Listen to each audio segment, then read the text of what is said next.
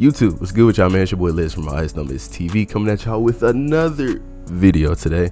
Now, I have been gone for a little minute. Y'all haven't heard my voice in a minute. Word so Illuminati. I've been under the weather a little bit and just been a little sick. No, I didn't have COVID, so relax. Just been under the weather with like allergies and stuff like that, so haven't been really in the mood to like make any videos lately. But before we get into that, make sure y'all like, comment, subscribe, turn that post notification bell on for me. I'm still waiting for y'all to do that. But yeah, today we're gonna be going over Yeat. Now, you saw the title of this video. Don't worry, I'm about to break it down for you guys. Now, Yeat just dropped his, I don't want to say breakthrough album, but his album that's really gonna push him into the semi-mainstream. He just dropped Alivë last Friday. Now, I did want to do an album review of this, but around that time, just after I got a little sick, so I just said forget it. Now, Yeat has fastly become one of my favorite rappers. From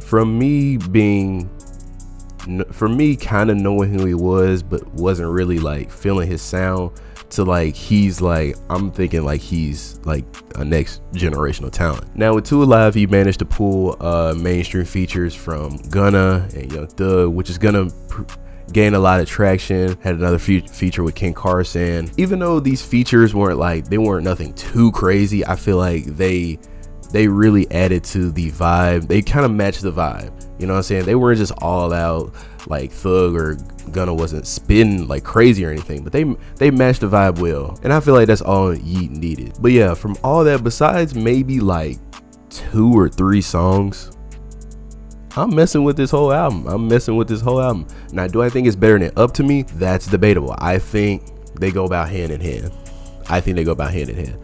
I wouldn't call it yet and say Alivë is his best project. I think Up to Me can still debate that. Now, Yeat fans have been going crazy. They've been getting a lot of social media attention. They've been getting kind of to like the more mainstream audience. They weren't like, oh, who is this? Who is Yeat? Who is this guy? Now, Yeat, the type of artist Yeat is. Yeat comes from that underground scene, in which I feel like it's like, if you don't mess with that underground scene, you're not really gonna mess with Yeat.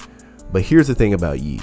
Yeat kind of has that Future, Young Thug influence. I like to compare him to Future. Even though Yeat is his own artist, you can depict like who Yeat is in comparison to another rapper, but I like to compare him. I like to say Yeat is kind of like a Future mix with just a splash of Young Thug in there. But yeah, I can really see him being a baby Future.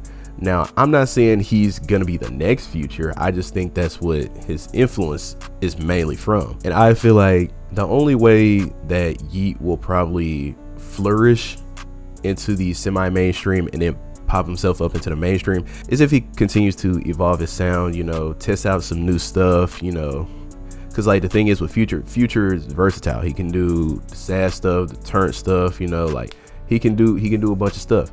Yeat is just gonna come, as far as we know, Yeat is gonna come with the bangers, and that's pretty much it. Not saying Yeat can't eventually tap into that softer side, that sad side, but I just feel like if he wants to stay relevant, keep that hype, and stay in the game for years, that's what he's gonna have to do. I mean, of course, that's what all artists have to do at some point. You can't really just go into the game. You can't just go into the game for 15 years straight doing the same thing. No, that's not gonna cut it. Do I expect everybody to mess with this Yeat album? Of course not.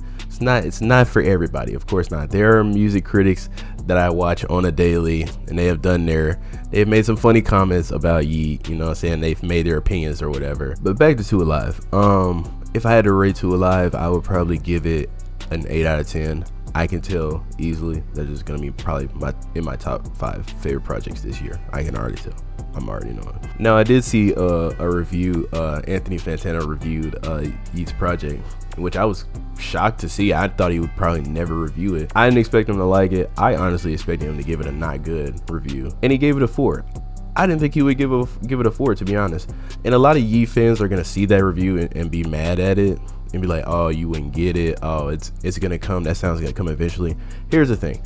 Fantano's been listening to music his whole life, okay? I'm not trying to call him old or anything, but the guy's been listening to music for a while now. Y'all have to realize that. And when he's heard like so many different artists, he's heard so many Futures, he's heard so many Young Thugs, like his ears are probably tired. He's probably not seeing anything new. Same with guys like Sean C. They're not seeing anything new.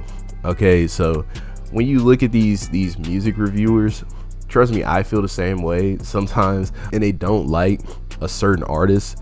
You have to realize, like, they've heard a lot of stuff. Like, honestly, I'm a part of that younger generation that appreciates the newcomers that's coming in, you know. But yeah, they're not gonna be hip to none of these guys. They're just gonna hear the influence and be like, oh, I've heard this already too many times, I'm not impressed. So yeah, that's really, like, that's why I really don't, like, just get upset when somebody says they don't like Yeat, or they say Yeat is trash, he's boring, all this repetitive, blah blah. I don't get upset at that, because I can understand where they're coming from. You know, I have my opinions on a certain rapper, they have their opinions on a certain rapper. Music is all objective at the end of the day, okay? And it's all opinionated. So I mean, it's whatever. But yeah, I'm gonna cap it off right there. Yeat 2 Alive, I think it's an 8 out of 10. I love the project, very good project. If I had to pick my favorite songs, with good projects like these, my favorite songs tend to change like every week, but my favorite songs in rotation right now are, of course, Poppin', Lil Geek. What else? I like Just Better. He was talking his shit on that one. Jump is good. Lil M. It's a lot. It's a lot, and they change by the week. So yeah. Yeat 2 Alive, 8 out of 10. How do you guys feel about that album? Are y'all Yeat fans? Who are y'all fans of? Blah blah blah. Now, I did notice that since Yeat has all these features, he's gonna get a lot of attention, which makes me think, what is he gonna sell first week? So, and I texted my boy, Vaughn, how much do I think he's gonna sell? And I believe Vaughn said 30K. So y'all put in the comments what y'all think Yeat is gonna sell first week. I'm not too decided yet. I don't know. I think 30K is a good estimate, but hey, who knows? I'll be waiting for when they announce that. Yeah, that's all for the video. Make sure y'all like, comment, subscribe, turn on that post notification bell for me. And it's Lazy from Always No Miss. We out.